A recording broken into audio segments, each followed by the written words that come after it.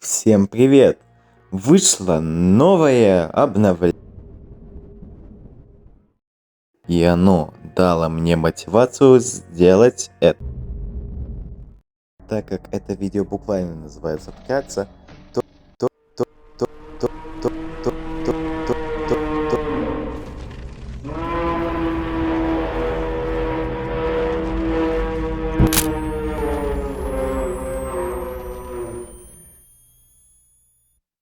Итак, начнем с темного измерения. Атмосфера карты меняется. Она становится такой вот темной. Музыка меняется на мрачную. И самая главная мразь этого режима — Джеффри. Тот самый ТВ-мен, застрявший в темном измерении. И чё тут типа такого сложного? Просто бегать от какого-то супер медленного ТВ-мена? Я как бы в блокаде так и так всегда передвигаюсь. А вот тут не так уж все и легко. Помимо Джеффри, тут будут бегать враги с Инземиста, которые, как вы знаете, запрыгают на вашу голову и станет вас на время. Вот вам пример смерти от Джеффри таким способом. Однако, спасибо Сирину, что тут нужно выживать волны, а не убивать туалетов. Скорее всего, вы уже заметили, что над вашей головой есть шкала. Я буду называть ее как рассудок. Когда эта шкала становится все ниже, ниже и ниже, то становится все темней, темней и темнее. Но вот ваша шкала упала до самого низа. Вы почти что ничего не видите, кроме того, как на вас на бешеной скорости мчится Джеффри. Чтобы этого не случилось, собирайте фиолетовые сферы. Они, кстати, спавнятся по краям. Они пополняют ваш рассудок. Ага, то есть все легко, бегать по краю и собирать сферы, попутно убивая всех, кто идет по встрече. Не. С каждой новой волной все сложнее и сложнее. Всего их, кстати, 4. С второй волны уже начинаются появляться шипы, которые наносят вам маленький дамаг и замедляют. Кстати, в каждой новой волне Джеффри становится все быстрее и быстрее. Ха! Вот и настал ваш судный день. 3-я волна. Тут добавляется слишком дохера усложнений.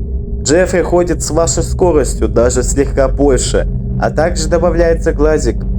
Если вы будете ходить, ваша шкала упадет в 0. Если вы не будете ходить, то он посмотрит и уйдет. Помимо этого темного ада, вам нужно еще и уходить от красной зоны, которая сносит 1500 дамага. Ну и естественно, чтобы улучшить этот легчайший режим, добавляется еще и новый бессмертный босс. Он будет извергать мрак, который наносит очень много дамага. Удачи! Но если вы как-то пережили 3-ю волну, то на 4-й волне будет зеленая зона. Вам нужно пробраться туда, и вы пройдете этот режим. Все, кто сдох, не получат бейдж. Вам обязательно нужно выжить. Рекомендую использовать на эту задачу глича. Вот и все. Далее следующий режим. Вторжение.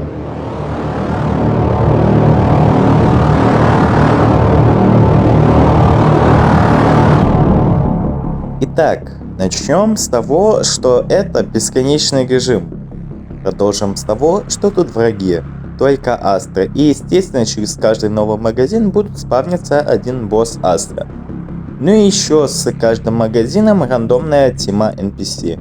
Туалеты, кстати, к нам очень добрые, успейте добыть себе одного домашнего шкибиди туалета.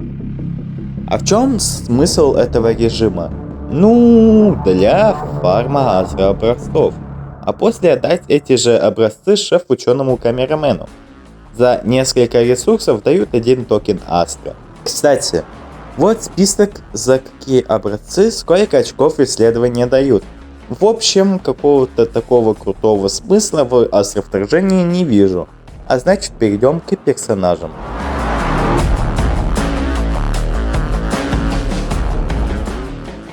Обзора не будет, но могу сказать, как его получить. Вам нужно 5 токенов Astra, бейдж за темное измерение, 80-я мастер на Large TV и 11111 поинтов. Или, если вы богатей, то можете купить его за 6000 робуксов. Кстати, этот квест намного легче, чем ЕТВ. Реально.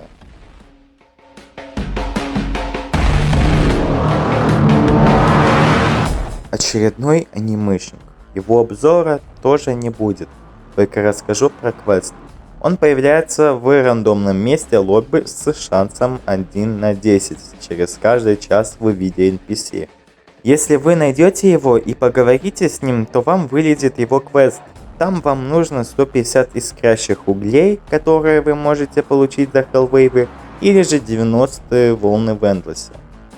Далее вам нужно нафармить 80 тысяч поинтов, нафармить 80-е мастеры на эспаде, ну или же анимешника. После нужно уже пройти Hellwave за любого камерамена, не включая титанов. Советую сделать это на Вантузмене с скином Гипера, Махароги, или же просто взять клич Вантузмена. Легчайше. Однако, знайте, что он пропадает после 5 минут его появления. Желаю вам удачи, ребята. А мы перейдем к новым скинам этого обновления. Ну а также Клок Титан с этим обновлением может хилить самого себя.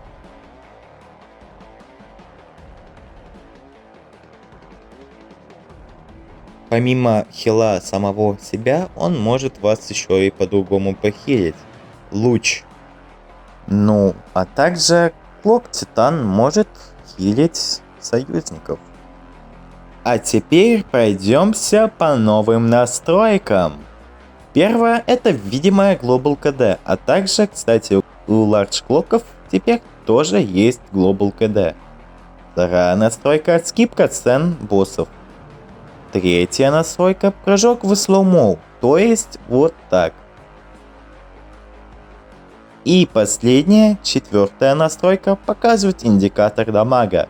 А теперь перейдем к тотальному обзору врагов.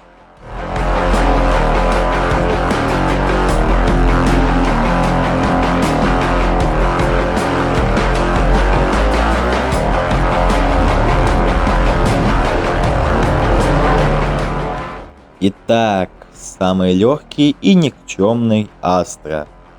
Труп, рядовой или как там еще его. В общем, у него 300 хп. Да-да, видимо он был в прошлой жизни трактористом. Injured версия начинается с 200 хп. Насчет обилок. Они довольно слабые, но это достаточно для него. Все же обилки у него это полет, естественно ворот, и очередь из выстрелов, обычно 4. Также он еще может делать рывок в вас, откидывая и нанося вам урон. Вроде все, что нужно, сказал. Всего у него 500 хп. Injured версия начинается с 200 хп. Шлем теряется с 180 хп. Особенностью этого Астра его варианты. Их всего 2. Обычный и с бластерами. Обычный страйдер будет стрелять только из своей мейн-пушки и прыгать на вас. А вариация с бластерами будет максимально далеко отходить от вас и стрелять из бластеров и мейн-пушки. Также у него, как и у всех Астра, есть уворот. У специалиста 1500 хп. Боевая версия начинается с 1300 хп. Injured версия начинается с 700 хп. Шлем теряется с 600 хп. Также у этого Астра есть своя тактика. Их тоже 2. У каждой из тактик обилки одинаковые. Однако тактики совершенно отличаются от друг друга. Первая тактика — стрелять в вас издалека и бить мечом только тогда, когда вы будете близко. Вторая тактика — пушить вас, так как у него самые сильные обилки на его мече. Он будет лететь в вас и избивать вас настолько, насколько он сможет. Стрелять из пушки он будет только в средней дистанции, и то только 4 выстрела. Также еще одна особенность этого Астра — становиться невидимым. Однако, чтобы дополнить хронометраж, то скажу о билке меча. Анимки меча похожи на анимки меча, как у этого при ударе ЛМБ. То есть удар по вертикали, удар по горизонтали и рывок с помощью меча. Вроде бы все. Далее Астра Интерцептор. У Интерцептора 1400 хп. Injured версия начинается при 500 хп. После его смерти он падает, кричит и взрывается. Однако, если не подходить к нему, то он не закричит, не взорвется, а из туалета вылезет его голова. К его голове мы вернемся попозже. Он как отдельный вид искусства Астра. Насчет его обилок. У него их мало. Если я говорю мало, то это значит две особенные. Он умеет стрелять из пушек, включать прицел и делать множественные выстрелы. Ну и естественно, у него есть уворот. Вот и все. Кстати, его пули наносят супер мало дамага. Всего у Астра Импактора 2000 хп. Injured версии нет. Особенностью этого Астра является то, что у него при появлении происходит дамаг. То есть он прыгает. Ну ладно, далее естественно идут обилки. Поехали.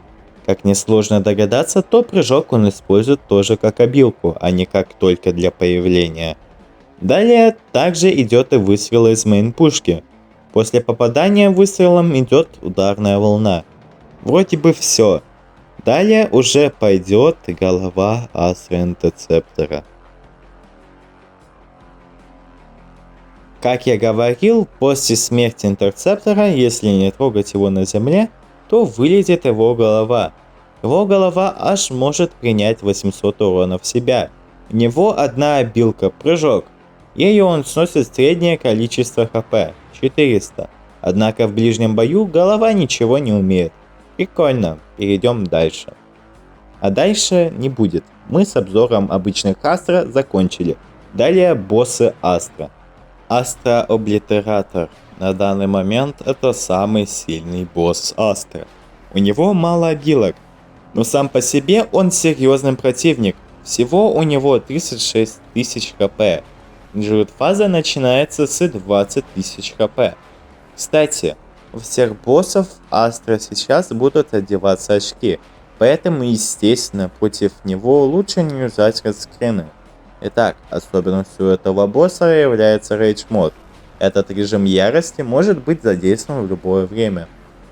В нем он пойдет вас пушить, стрелять из пушек, каждую миллисекунду бить вас головой. В общем, пытайтесь не паниковать в такой момент, это наоборот может подвернуться вам удачей. Вы сможете нанести ему много урона вблизи, однако он тоже не в промах. Основные его обилки — это естественно уворот, стрельба из бластеров и удар головой. Ударом он может оттолкнуть вас. Язык пехоты Астра — таран по земле. Окей, перейдем дальше.